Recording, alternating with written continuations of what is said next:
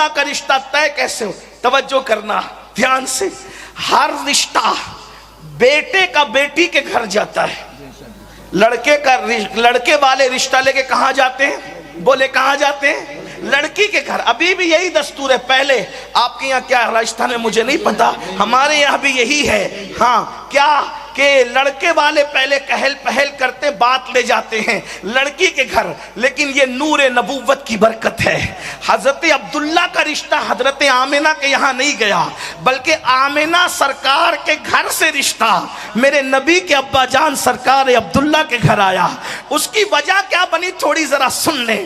اللہ اکبر، توجہ میرے خواجہ کی، کاش کہ نظر کرم ہو جائے۔ ان کے نانا کا ذکر ہو رہا ہے، ان کے جد کا ذکر ہو رہا ہے۔ اللہ اکبر، حضرت عبداللہ پر رشتہ آیا کیسے؟ صرف 17 سال کی عمر ہے، ابھی جوانی پر قدم رکھا ہے، زیادہ عمر نہیں تھی، 17 سال کی عمر، بلکہ چہرے پر ابھی داڑھی کے بال نکلے بھی نہیں تھے، جو روحیں پکتے ہیں ابھی وہ پکے بھی نہیں تھے، بالکل آپ کے چہرے پر داڑھی کے بال نہیں آئے تھے۔ 17 سال کی عمر ہی کیا ہوتی ہے۔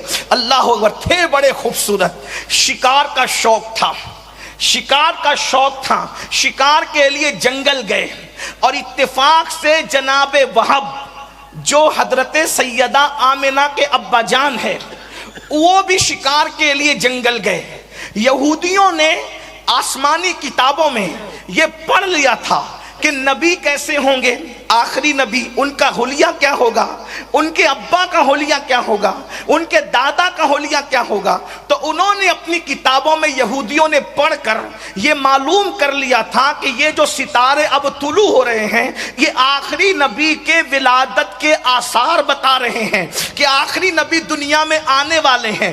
آپ مجھے بتائیں، لوگ کہتے ہیں میلاد سے کیا ہوتا ہے؟ میں نے کہا ہر ستارہ ہر وقت تو طلوع نہیں ہوتا، قدرت نے بھی بعض ستاروں کو ڈیوٹی لگا رکھی ہے کہ ہر وقت نہیں چمکنا، جب محبوب آئے تبھی چمکنا۔ ہر ستارہ ہر وقت نہیں چمکتا، جب محبوب آتے تب بعض ستارے چمکتے ہیں۔ اللہ اکبر، حیرت ہے، یہودیوں کو پتا ہے، یہودیوں کو پتا ہے کہ وہ بعض ستارے جو توریت، انجیل اور آسمانی کتب میں بیان کی آخری نبی کے آنے پہ چمکیں گے، تو وہ اب چمکنے لگے ہیں۔ اس کا مطلب ان کے ابا پیدا ہو چکے ہیں۔ ابا کی نشانی یہ ہے، ساری نشانی آسمانی کتابوں میں تھی، آسمانی کتابوں میں نشانی دیکھ کر وہ لوگ مکہ آئے، مکے میں چھپے تھے کہ نبی کے ابا کو قتل کر دو۔ جب نبی کے ابا ہی قتل ہو جائیں گے تو نبی اماں کے شکم میں کیسے آئیں گے؟ اماں کے شکم میں نہیں آئیں گے تو دنیا میں کیسے آئیں گے؟ تو پھر کیا ہوگا؟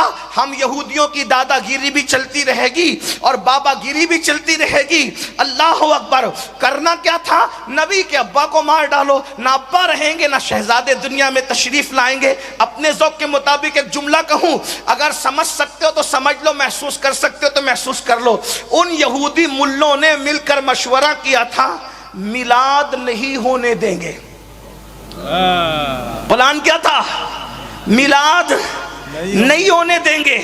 میں کسی کو کچھ نہیں کہتا، لیکن اجمیر شریف میں بیٹھ کے یہ ضرور کہوں گا، یہ فکر کس کی ہے؟ میلاد نہیں ہونے دیں گے۔ یہ فکر کس کی ہے؟ میلاد نہیں ہونے دیں گے۔ لیکن ملا کہہ رہا تھا میلاد نہیں ہونے دیں گے، اور اللہ فرما رہا تھا ہم تو کروائیں گے، ہم تو کروائیں گے۔ ملا کی نہ چلی، اللہ کے آگے کس کی چل سکتی ہے؟ یہ سب مل کر کے سرکار عبداللہ کے پیچھے لگ گئے، اور پیچھے لگنے کے بعد سوچا ان کا مرڈر کر دو، ان کو قتل کر دو۔ اب اس کی روایت بیان کرنے والے جناب وہب ہے۔ وہب کہتے ہیں میں نے دیکھا کہ خوبصورت عبداللہ، وہ جوان 17 سال کا، شکار میں مصروف ہے، چاروں طرف سے یہودی مولوی، چاروں طرف سے یہودی جو راہب تھے، ان کے سربراہ تھے، وہ ملے تھے، انہوں نے گھیر لیا، اور گھیرنے کے بعد سرکار عبداللہ پر، میں سرکار عبداللہ کہہ رہا ہوں، انہوں نے عبداللہ کہا تھا اس لیے کہ میرے نبی کے والد ہیں نا، میرے سرکار کے ابو جان ہے وہ، میرے آقا کے ابو جان ہے وہ۔ اللہ اکبر، اللہ اکبر، چاروں طرف سے گھیر لیا، گھیرنا تھا۔ حضرت وہب کہتے ہیں میں نے سوچا یہ عبد المطلب میرے سردار کا بیٹا ہے، ہو سکتا ہے اسے یہ قتل قتل کر دیں تو لوگ مجھ سے کہیں گے وہاب تم اتنے بزدل تھے کہ تمہارے سامنے سردار مکہ متولی کعبہ عبد المطلب کا شہزادہ قتل ہو رہا تھا، تم نے بچایا نہیں، یہ تم نے کون سی جو ہے وہ جرأت دکھائی؟ اللہ اکبر۔ تو حضرت وہاب کہتے ہیں میں نے عبداللہ کو بچانے کے لیے جیسے ہی اپنی سواری کو دوڑانا چاہا تو ایسا لگا میری سواری کے قدم کسی نے پکڑ لیے، میری سواری نے کام نہیں کیا۔ ایسے ہی میں نے سوچا ہاتھ سے میں اٹھاؤں تیر اور تیر اٹھا کر کے ان پر چلاؤں، ان یہودیوں پر۔ جیسے تیر چلانے کے لیے ہاتھ کا استعمال کرنا چاہا، میرے ہاتھ بے قابو ہو گئے، ہاتھ بھی کام نہیں کر رہے، سواری کے قدم زمین نے پکڑ لیے، ہاتھ کام نہیں کر رہے۔ سوچا چلا کر کہوں عبداللہ ہوشیار، تمہارے اوپر حملہ ہونے والا ہے۔ چلانا چاہتا ہوں تو آواز بھی نہیں نکلتی، گویا کہ قدرت کا فیصلہ ہے، وہاب تم مدد نہیں کر سکتے، تماشا دیکھو ہو کیا رہا ہے۔ حضرت وہاب کہتے ہیں اب میں بالکل جامد و ساکت یعنی خاموش اور مجبور ہو کر دیکھنے لگا ہوتا کیا ہے۔ ایسے میں نے دیکھا زمین سے شیر نکلے یا آسمان سے ٹپکے اور ان سب کو چیر پھاڑ کر کے رکھ دیا، وہ سارے یہودیوں کو چیر پھاڑ کر کے رکھ دیا۔ اور اس کے بعد کہتے ہیں وہاب میں نے یہ منظر دیکھا، وہ خونخوار خطرناک شیر یہودیوں کو تو چیر پھاڑ گئے لیکن عبداللہ کو انہوں نے کچھ نہیں کیا۔ اس دن سے میرے دل میں عبداللہ کے لیے عزت پیدا ہو گئی کہ آخر یہ بچہ ہے کیسا، یہ جوان ہے کیسا۔ میں گیا اور سیدھا عبد المطلب سے ملا، میں نے کہا بھائی عبد المطلب عبداللہ کی شادی کیوں نہیں کرتے؟ تو عبد المطلب نے کہا شادی کرنا ہے دیکھ رہے لیکن کوئی رشتہ تو ویسا ملے۔ تو حضرت وہاب کہتے ہیں کہیں اور کیوں دیکھتے ہو، میرے گھر میں میری بیٹی ہے نا جس کا نام آمنہ ہے، اس ماحول میں نبی کی امی جان کو طیبہ اور طاہرہ کہا جاتا تھا صرف 15 سال کی عمر میں۔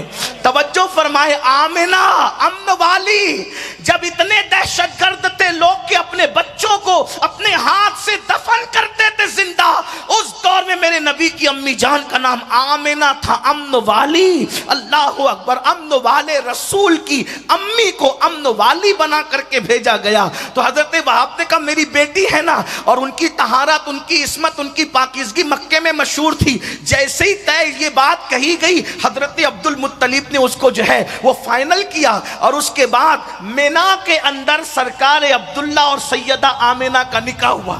آپ نے بہتوں کے نکاح سنے ہوں گے، نبی کے ابا جان کا نکاح بھی سنے۔ مینا کی وادی کے اندر جمرات کے قریب حضرت عبداللہ اور آمنہ کا نکاح ہوا۔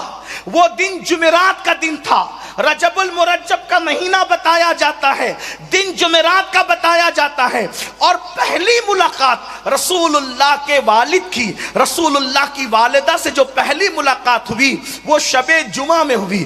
اللہ کی شان، وہ نور جو حضرت آدم کی پیشانی سے منتقل ہوتے ہوتے ہوتے ہوتے حضرت عبداللہ کی پیشانی میں آیا تھا۔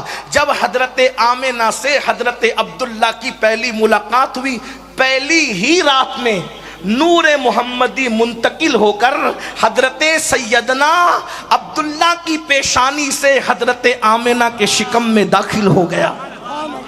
جس دن یہ نور منتقل ہوا، جس شب، وہ جمعہ کی شب تھی۔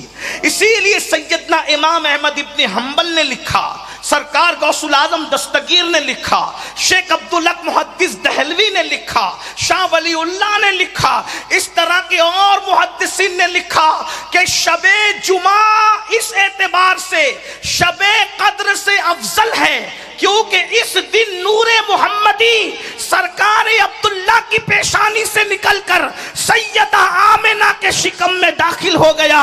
اللہ اکبر۔ اور میرے امام اہل سنت نے اس سے مزید پردہ ہٹاتے ہوئے فرمایا، کہا شب جمعہ شب قدر سے افضل کیوں ہے؟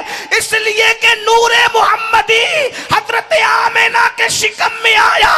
جو نعمت شب جمعہ میں نصیب ہوئی، اب قیامت تک وہ نعمت کہاں نصیب ہو سکتی ہے؟ شب قدر میں جبریل آتے ہیں، شب جمعہ میں جان جبریل شکم آمنہ میں تشریف لاتے ہیں۔ توجہ فرمائے، اللہ اکبر۔ اندازہ فرمائے میرے آقا صلی اللہ علیہ وآلہ وسلم کے دیوانوں، اب حضور کی میلاد سنتے جائیں۔ میلاد میلاد میلاد کیا کہا نا، سب کی میلاد بیان۔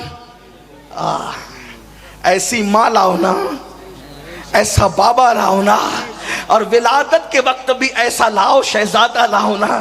کیا حضرت آمنہ فرماتی ہیں میرے شکم کے اندر جب وہ نور آیا تو مجھے پتا بھی نہیں چلا کہ میں ماں بننے والی ہوں۔ فرماتی ہیں عورتیں حیا کے پردے میں بہت تقدس کے ساتھ سننا بڑی عبادت ہے، سماعتوں کو باوضو کرو۔ مائیں بہنوں سے معذرت چاہتے ہوئے جتنا میں احتیاط کے ساتھ حیا کے پردے میں بول سکتا ہوں بولوں گا۔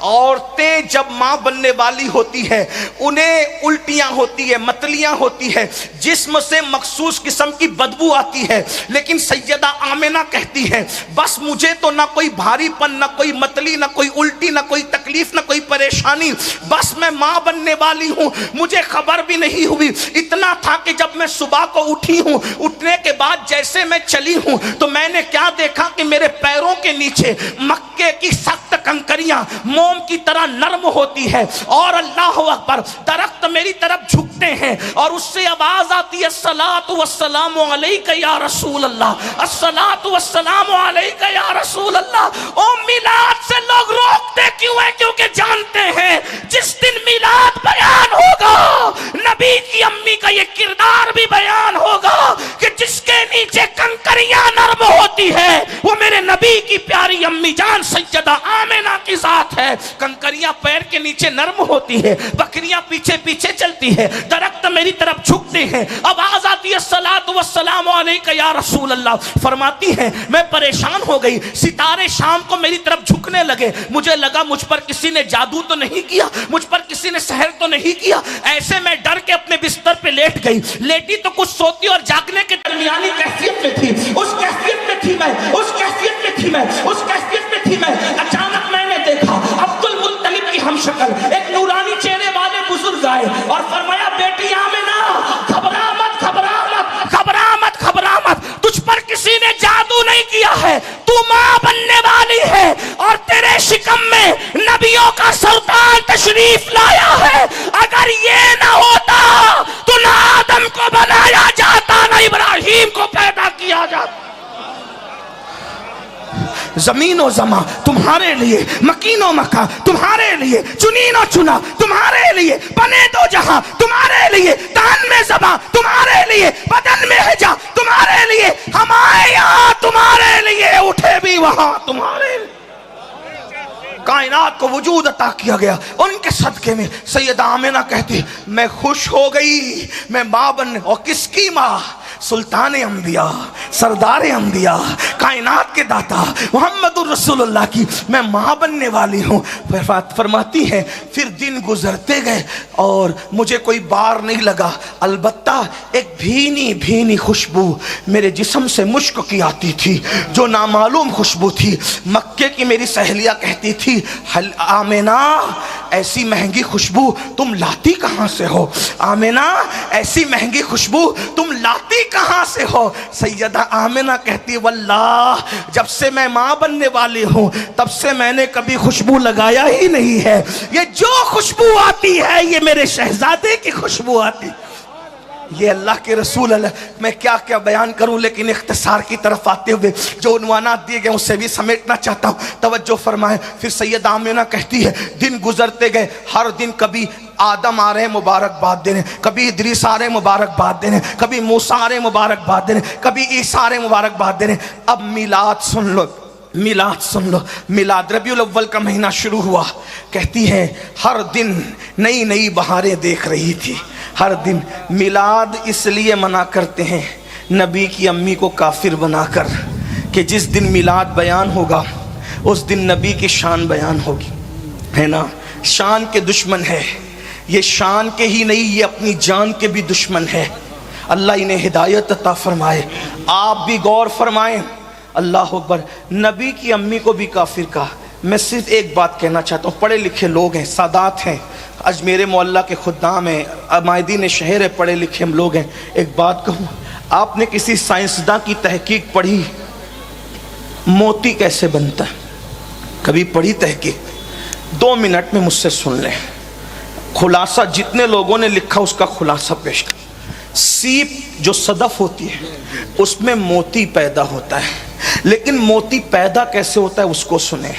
سیپ ہوتی ہے سمندر کے اندر، لیکن اس کے پیٹ میں پانی کا قطرہ جاتا ہے، ایک ہی قطرہ، اور قطرہ جانے کے بعد پھر اس کا منہ بند ہو جاتا ہے، پھر وہ نیچے چلی جاتی ہے، اسی قطرے سے موتی پیدا ہوتا ہے۔ لیکن یہ تحقیق ہے سائنسدانوں کی، آگے پیچھے جملے ہو سکتے ہیں لیکن خلاصہ یہی ہے، کم و زیادہ خلاصہ یہی ہے، سیپ میں وہ جو موتی آتا ہے وہ سمندر کے پانی سے نہیں بنتا، وہ سمندر کے پانی سے نہیں بنتا بلکہ وہ میٹھے پانی سے بنتا ہے۔ مخصوص ایام میں بارش برستی ہے، جب وہ بارش برسنے والی ہوتی ہے تو سیپ اوپر آتی ہے، منہ کھول کے بیٹھ جاتی ہے، جب منہ کھول کے بیٹھتی ہے تو ایک ہی قطرہ، دوسرا نہیں، ایک ہی قطرہ اس میں جاتا ہے، پھر اس کا منہ خود بخود بند ہو جاتا ہے، پھر وہ اندر جاتی ہے۔ وہ قطرہ جانے سے پہلے اور وہ قطرہ جانے کے بعد سمندر میں سیپ رہتی ہے، اس کے باوجود بھی سمندر کا پانی ایک چھیٹا اس کے اندر نہیں جا سکتا۔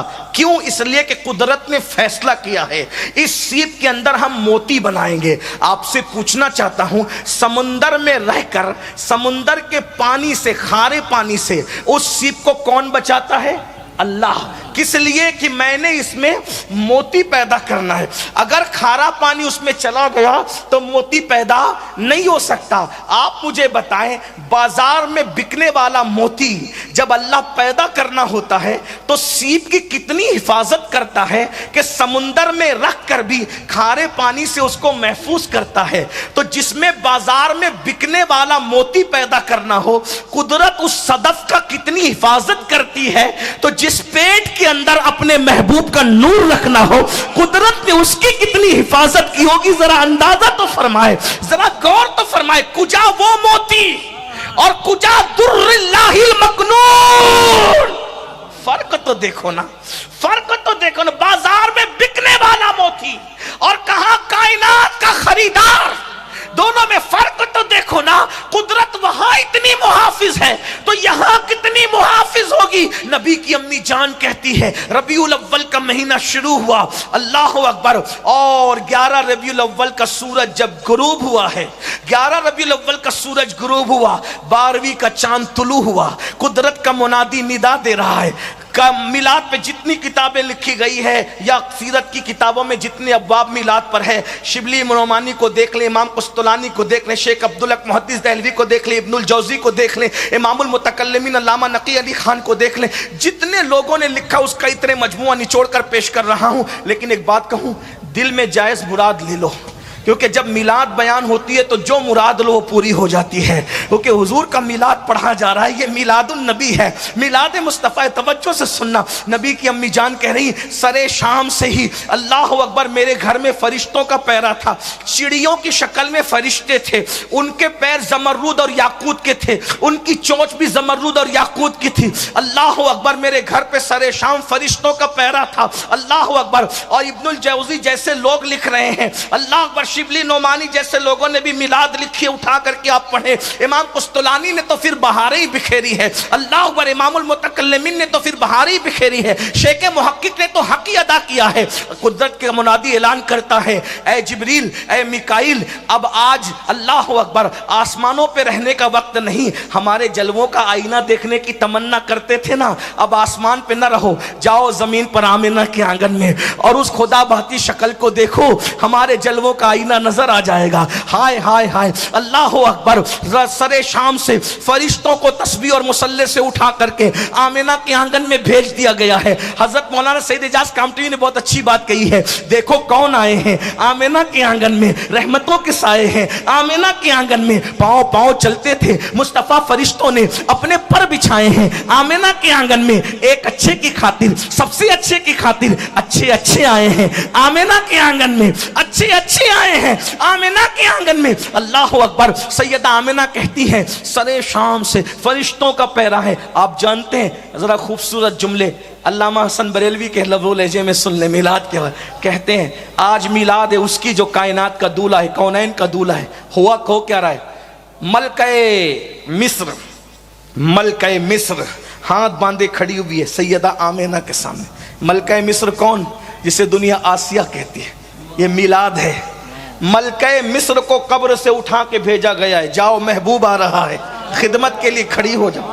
توجہ تو کرے نا, نبی کو اپنی طرح کہنے والے ذرا اپنی ماؤں کے لیے بھی یہ ثبوت کہیں سے لائے نا, لائے تو صحیح نا, تب ہم مانے کہ آپ نبی کی طرح. ہم تو مان ہی کسی کو نہیں سکتے. ارے جب انبیاء ان کی طرح نہیں ہے تو کوئی مولوی ان کی طرح کیسے ہو سکتا ہے؟ اور آپ کو بھی اس کا خیال کرنا چاہیے. ملکہ مصر حضرت آسیہ خدمت میں کھڑی ہے, اللہ اکبر, ایک نبی کی بیوی, نبی کی ماں سیدہ ہاجرہ وہاں پر موجود ہے, اور سب کی, ہم سب کی امی جان سیدہ حوا موجود ہے. حضرت سیدہ آمنہ کہتی ہے عبد مناف کی بیٹیوں کی طرح, کھجور کے درختوں کی طرح قد رکھنے والی عورتوں کو میں نے دیکھا, گھبرا گئی, یا اللہ یہ عورتیں کون ہیں اتنے اونچی قد کی؟ ایک بی بی آگے بڑی, بی بی گھبرا مت, میں آسیہ ہوں ملکہ مصر, آج تیری خدمت کے لیے آئی ہوں. دوسری نے کہا میں ہاجرہ ابراہیم کی بیوی, اسماعیل کی امی ہوں, آج تیری خدمت کے لیے آئی ہوں. تیسری نے کہا میں آدم کی بیوی تیری ماں ہوں, حوا, آج تیری خدمت کے لیے آئی ہوں.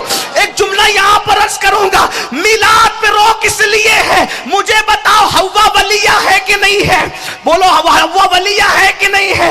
آسیہ ولیہ ہے کہ نہیں ہے؟ مریم ولیہ ہے کہ نہیں ہے؟ ہاجرہ ولیہ ہے کہ نہیں ہے؟ مریم بھی قبر میں, آسیہ بھی قبر میں, حوا بھی قبر میں, ہاجرہ بھی قبر میں. بولو نبی کی امی کہہ رہی ہے چاروں میرے سامنے خدمت کے لیے کھڑی تھی یا مدد کے لیے کھڑی تھی. نبی کی امی بتا رہی ہے کہ ولیہ قبر میں رہتی ہے, لیکن اللہ اگر چاہے تو حضور کی میلاد کے موقع پر نبی کی مدد کے لیے بھیج سکتا ہے. حوا آئی جدہ سے, آسیہ آئی مصر سے, مریم آئی شام سے, اللہ اکبر, ہاجرہ آئی شام سے یا مکہ المکرمہ میں ایک روایت, لیکن آئی تو قبر سے نا. نبی کی امی کہہ رہی ہے چاروں مدد کے لیے کھڑی تھی, تو نبی کی امی نے عقیدہ بتا دیا کہ ولی قبر سے اللہ کی اجازت سے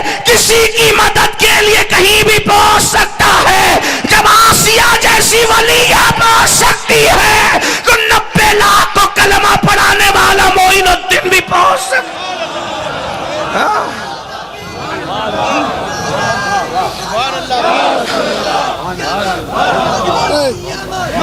لیکن ایک خوبصورت بات کہوں, برا مت ماننا, میں کسی کو کرٹیسائز نہیں کر رہا ہوں, یہ نصیب کی بات ہے. کسی کا عقیدہ ملا کی طرح ہے, کسی کا عقیدہ نبی کی امی کی طرح ہے. بولو بولو, نصیب والے کون لوگ, نصیب والے کون لوگ ہیں؟ سوچو, اگر کل فہرست بنے گی, مولوی والے عقیدے ایک طرف کھڑے ہو جائیں, نبی کی امی والے عقیدے ایک طرف کھڑے ہو جائیں, بولو سنیو تم کس قطار میں کھڑے کیے جاؤ گے؟ یہ تو نصیب کی بات ہے نا, یہ تو نصیب کی بات ہے. اللہ کا کتنا بڑا احسان ہے. اس لیے میری گزارش ہے, تو نبی کی امی جان کیا کہہ رہی, فرماتی مجھے وحشت ہونے لگی, مجھے کیونکہ میرے گھر کی چھت کھل گئی, آنے والے آ رہے ہیں, جانے والے جا رہے ہیں, دھوم مچی ہوئی ہے, عرش پہ تازہ چھیڑ چھاڑ, فرش پہ ترپا دھوم دھام, عرش پہ تازہ چھیڑ چھاڑ, فرش پہ ترپا دھوم دھام, کان جدھر لگائیے تیری ہی داستان. کہتے ہیں مجھے گھبراہٹ ہونے لگی, ایک پرندہ آیا, اس نے میرے سینے پہ پر ملنا شروع کیا, اس کے پر ملنے سے ساری گھبراہٹ دور ہو گئی. فرماتے ہیں ایک نور ظاہر ہوا, نور ظاہر, قد جاءکم من اللہ نور, نور آ رہا ہے, نور ظاہر ہو رہا ہے. کہتے ہیں نور ظاہر ہوا, میں نے اس نور کی روشنی میں اپنے گھر میں بیٹھے بیٹھے ملک شام کے محلات دیکھے. 1 مہینے کی مسافت ہے, اور آج کے دور میں 2.5 گھنٹے لگتے ہیں فلائٹ سے. اللہ اکبر, مکہ المکرمہ کے قریب جدہ سے اگر جائیں گے تو کم سے کم 2 سے 2.5 گھنٹے لگیں گے. اللہ اکبر. نبی کی امی کہتی وہ نور چمکا, اس نور کی روشنی میں میں نے ملک شام کے محلات دیکھے. اندازہ فرمائے, جب نبی کا نور چمک کر ماں کو اتنا دکھا سکتا ہے تو وہ نور خود کتنا دیکھ سکتا ہوگا, اس کا اندازہ کوئی کرے نا. پھر فرماتی ہیں اسی نور کے جلووں میں گم تھی کہ اچانک مجھ سے نور ظاہر ہوا. جب میری نظر پڑی تو میں نے دیکھا, ولادت ہوئی حضور کی, الصلاۃ والسلام علیک یا رسول اللہ, الصلاۃ والسلام علیک یا حبیب اللہ, الصلاۃ والسلام علیک یا نبی اللہ, الصلاۃ والسلام علیک یا رحمت للعالمین, الصلاۃ والسلام علیک یا در اللہ المکنون, الصلاۃ والسلام علیک یا سر اللہ المخزون, الصلاۃ والسلام علیک یا عالم ما کان وما یکون, مرحبا یا مصطفیٰ, مرحبا یا مصطفیٰ, مرحبا یا مصطفیٰ. حضور کی آمد ہوئی, رسول کی امی جان کہتی میری نظر پڑی تو میں نے دیکھا کوئی گندگی نہیں تھی, کوئی پلیدی نہیں تھی، کوئی نجاست نہیں تھی، کوئی نال وال کچھ نہیں تھا جو بچوں میں ہوتا ہے، کچھ نہیں کچھ نہیں کچھ نہیں کچھ نہیں۔ فرماتی میں نے دیکھا دونوں گھٹنے زمین پہ ٹیکے ہیں، آسمان کی طرف سر اٹھایا ہے، ایک ہاتھ یوں رکھا ہے، ایک ہاتھ یوں اٹھا کر خدا کی کبریائی بیان کر رہے ہیں، اور اس کے ٹھیک بعد سر کو زمین پہ رکھ کے کہا رب حبلی امتی، رب حبلی امتی، رب حبلی امتی، رب حبلی امتی۔ اللہ میری امت کو بخش دے، میری امت کو بخش دے، میری امت کو بخش دے۔ آگے بڑھنے سے پہلے ایک بات کیا فرمایا؟ پیدا ہوتے ہوئے اللہ کی کبریائی بیان، اور کسے یاد کیا؟ ہمیں، گناہگارم وہ لیکن خوش نصیبم، گنہگار ہوں لیکن خوش نصیب ہوں کیونکہ ان کا امتی ہوں۔ توجہ کرنا، کیا فرمایا؟ میری امت کو پیدا ہوتے ہوئے کچھ یاد نہیں کیا۔ کس کو یاد کیا؟ امت کو۔ ایک جملہ کہوں میلاد منانے والوں، آگے بڑھنے سے پہلے حضور تو پیدا ہوتے ہی امت کو یاد کریں، کیا امت بھی رسول کو یاد کرتی؟ ظالموں محبوب کا حق تھا یہی، عشق کے بدلے عداوت کیجیے۔ حضور کے احترام اور تعظیم کی بات کرنے والوں، میں آپ سے مخاطب ہو کے پوچھتا ہوں، حضور نے امت کو یاد رکھا، کتنا یاد رکھا؟ پیدا ہوئے تو ہمارے ذکر کیا، پوری زندگی ہمیں یاد کیا، پہاڑوں میں تو ہم یاد، غاروں میں تو ہم یاد، نمازوں میں بھی ہم یاد، مسجدوں میں ہم یاد، جنگ کے میدانوں میں ہم یاد، حتیٰ کہ خدا کو دیکھنے گئے، خدا کو دیکھنے گئے ہم یاد۔ توجہ کریں۔